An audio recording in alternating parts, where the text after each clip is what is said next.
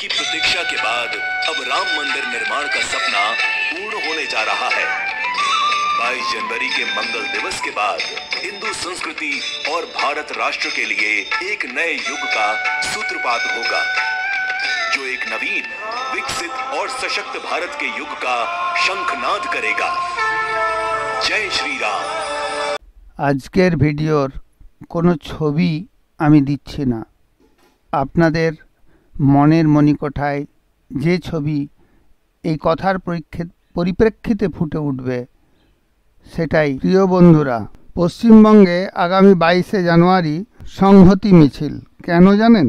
500 বছর ধরে সনাতনী হিন্দুরা মরণপণ করে সংগ্রামের পর দেশের সর্বোচ্চ আদালতে বাদ বিবাদ বিচার বিমর্শ হয়ে অযোধ্যায় শ্রীরামের মন্দির নির্মাণ করেছেন এবং বৈদিক জ্যোতিষশাস্ত্রের সঠিক কালগণনার পর আগামী পৌষ মাসের শুক্লা দ্বাদশী তিথিতে শুভ অভিজিৎ মুহূর্তে 22শে জানুয়ারি সেই মন্দিরের দেবতা শ্রীরামের প্রাণ প্রতিষ্ঠার দিন স্থির করেছেন।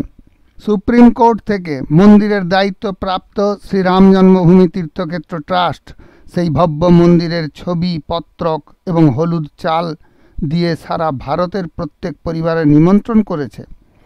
ওই দিন প্রত্যেক ভারতবাসী তাদের গৃহ সুসজ্জিত করে দীপের আলোকে প্রজ্বলন করে অকাল দীপাবলি পালন করুন এই কামনা করেছেন।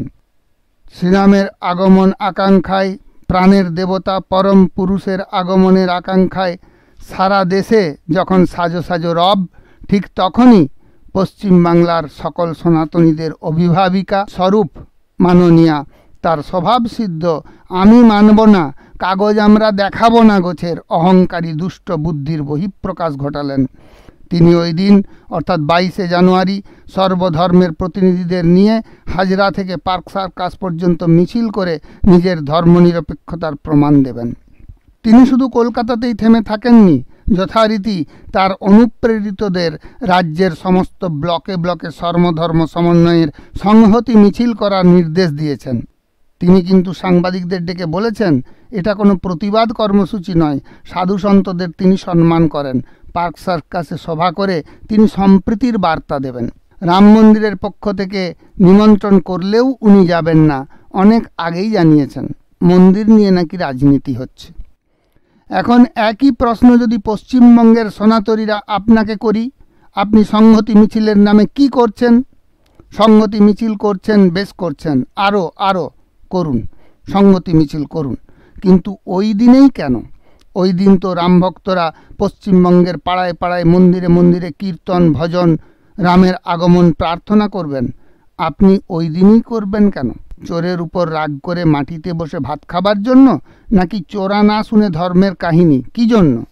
নাকি আরও বড় খেলা হবে, যে খেলাটা সন্দেশখালিতে খেলতে গিয়ে হোঁচট খেলেন, নীরবে পাশ কাটিয়ে ইডি তার বুদ্ধিমত্তা দিয়ে কভার করেছেন? কিন্তু আপনি জানেন বাংলার সাধারণ নিরীহ সনাতন হিন্দু সমাজের ঘটে সে বুদ্ধি নেই, তাই পায়ে পা দিয়ে লাগিয়ে দিতে পারলেই কেল্লা ফতে গোলা ফাটিয়ে বলতে পারবেন দাঙ্গাবাজ। কিন্তু ম্যাডাম, বাংলা আপনার খেলার স্ট্র্যাটেজি ধরে ফেলেছে। দুর্গাপূজার বিসর্জন, স্কুলে সরস্বতী পুজোর অঘটন, সাধুদের নিধন দেখতে দেখতে সনাতনী হিন্দুদের দেয়ালে পিঠ ঠেকে গেছে। তাই প্রভু শ্রীরামকে আঁকড়ে ধরে তারা ঘুরে দাঁড়াতে চাইছে। আসুন দেখা যাক জয় কার হয়, ধর্মের না অধর্মের।